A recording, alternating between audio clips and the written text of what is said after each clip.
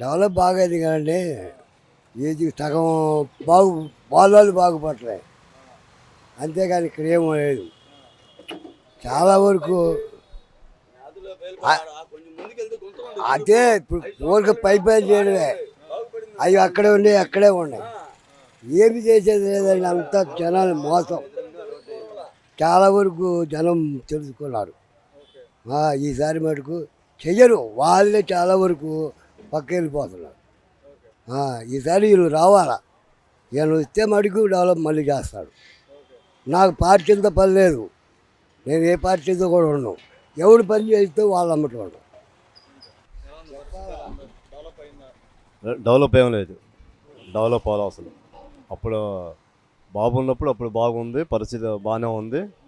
ఇప్పుడు ఇంకా దిగజారిపోయింది. అయితే ఇది ఒకటి వచ్చేటప్పటికి అప్పట్లో ఇది రాజధాని ప్రాంతంగా ఉండేది, రాజధాని ప్రాంతంగా ఉంది.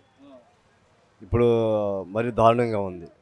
ఇసుక ఇది మేము పని చేసేవాళ్ళం, సిమెంట్ కొట్లో పని చేసేవాళ్ళంగా, రిక్షా బండి దొక్కినేవాడిని. ఇంతకుముందు బాబు ఉన్నప్పుడు బాగుంది, ఇప్పుడు జగన్ వచ్చిన తర్వాత మరి దిగజారిపోయింది. అంటే ఇప్పుడు ఆయన ఇచ్చిన సంక్షేమ పథకాలన్నీ కూడా 100% అందినవి.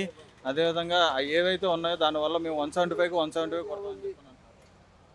నేను మాత్రం సిమెంట్ కొట్లో చేస్తున్నా, చాలా ఇబ్బంది పడ్డా. ఇసుక అయిపోయిన కాడ నుంచి కొద్దిగా అప్పులు అయినాయి, అప్పులు చేసుకుంటాం. లబ్ధి పొందారని చెప్పని అంటున్నారు, దానిపైన ఏమంటారు? అంతగా ఏం లేదు.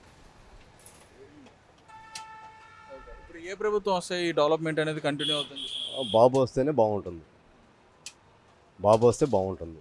అందరికీ పనులు ఉంటాయి, డెవలప్మెంట్ ఉంటుంది, రాజధాని వచ్చింది, అభివృద్ధి అయింది, అందరికీ పనులు ఉంటాయి. అన్న నమస్తే అన్న. నమస్తే అన్న, చెప్పండి. ఎలా ఉన్నారు? బాగున్నా, మీరు ఎలా ఉన్నారు? బాగున్నాం అన్న. ఇప్పుడు వచ్చేటప్పటికి మన ఆంధ్రప్రదేశ్లో ఎలక్షన్స్ అనేవి రావడం జరుగుతుంది. అదేవిధంగా ఇప్పుడు వచ్చే చాలా హోరాహోరీగా పోటాపోటీగా జరుగుతున్నాయి. ఇటువైపు జగన్మోహన్ రెడ్డి గారు 175కి 175 కొడతా అంటున్నారు, ఇటువైపు ఏమో అభివృద్ధి వైపు నేను తీసుకెళ్తాను అని చెప్పని రాష్ట్రం అనేది ఈ కూటమి అంటుంది. దీనిపైన మీ అభిప్రాయం? రానున్న రోజుల్లో సార్వత్రిక ఎన్నికలు జరగబోయే సందర్భంలో మేబీ నాకు తెలిసి గవర్నమెంట్ చేంజ్ అయ్యే అవకాశాలు చాలా చాలా స్పష్టంగా కనబడుతూ ఉన్నాయి. ముఖ్యంగా లేబర్ అయితేనేమి, ముఖ్యంగా మన ఆటో కార్మికులు అయితేనేమి, ఇతర వర్గాలు అయితేనేమి, చంద్రబాబు గారి ప్రభుత్వాన్ని రావాలని నలుమూలలా దశ కోరుకుంటున్న సందర్భాలు ప్రత్యేకంగా పరోక్షంగా చూస్తూ ఉన్నాం. అగ్నికి వాయువు తోడైనట్టు బాబు గారికి పవన్ కళ్యాణ్ గారి చేరిక మరింత బలాన్ని, బాగా స్పష్టమైన మెజారిటీని చేకూర్చే విధంగా బాబు గారి పరిపాలన, అలాగే పవన్ కళ్యాణ్ గారి పరిపాలన రానున్న రోజుల్లో అభివృద్ధి పదం వైపు నడిపిస్తుందని మనసా వాచా కర్మేణ కోరుకుంటున్నాను. దానికి తోడుగా గుంటూరు అర్బన్ అండ్ రూరల్ లిమిట్స్లో మేబీ నాకు తెలిసి తెలుగుదేశం పార్టీ జెండా రెపరెపలాడబోతుందేమని అని అనుకుంటా ఉన్నాను. అంటే ఇంకో విషయాన ఇది రాజధాని తీర ప్రాంతంగా కూడా ఉండేది. అయితే ఈ సమీపంలో రాజధాని ఇక్కడి నుంచి కాదని చెప్పని 3 రాజధానులు అని చెప్పడం జరిగింది. కనీసం ఒక రాజధాని కూడా పెట్టలేదు అని చెప్పిన ఉద్దేశం అయితే నడుస్తుంది. దానిపై రాజధాని లేని దేశం ఏమైనా ఉందో, దేశంలో ఏమైనా ఉందంటే స్వచ్ఛందంగా చెప్పుకునే పరిస్థితి ఏమైనా ఉందంటే ఆంధ్రప్రదేశ్ రాజధాని ఏందిరా అంటే జగన్మోహన్ రెడ్డి గారి తాడేపల్లి ప్యాలెస్ అని చెప్పుకోవాల్సిన పరిస్థితి చాలా మెండు కనబడతా ఉన్నాయి. అది మీ దృష్టికి కూడా బహుశా రావచ్చు. బిడ్డకి ఇంటి పేరు లేని రాష్ట్రంగా మన ఆంధ్రప్రదేశ్ ఉన్న దాఖలాలు స్పష్టంగా కనబడతా ఉన్నాయి. అయితే ఇప్పుడు వచ్చేటప్పటికి 175 చేస్తానని చెప్పని అంటున్నారు. మీ ఇచ్చిన సంక్షేమ పథకాలు అందరూ 100% నెరవేరినాయి అని చెప్పని అంటున్నారు. దానిపైన ఏమంటారు? సంక్షేమ పథకాలను కావాల్సింది విద్య, వైద్య, ఉపాధి. విద్య, వైద్య, ఉపాధి ఈ మూడు కాన్సెప్ట్స్ ప్రజల్లో బలంగా ఎప్పుడైతే పోతాయో ఆ రాష్ట్రం సుజలాం సుఫలంగా ఉంటుందన్న ఆలోచన విధానం యువత ముఖ్యంగా.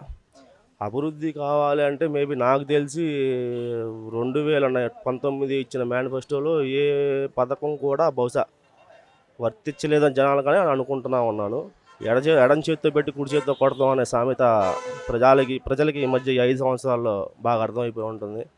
రానున్న రోజుల్లో ఎన్డీఏ ప్రభుత్వం ఆఫ్టర్ ఎలక్షన్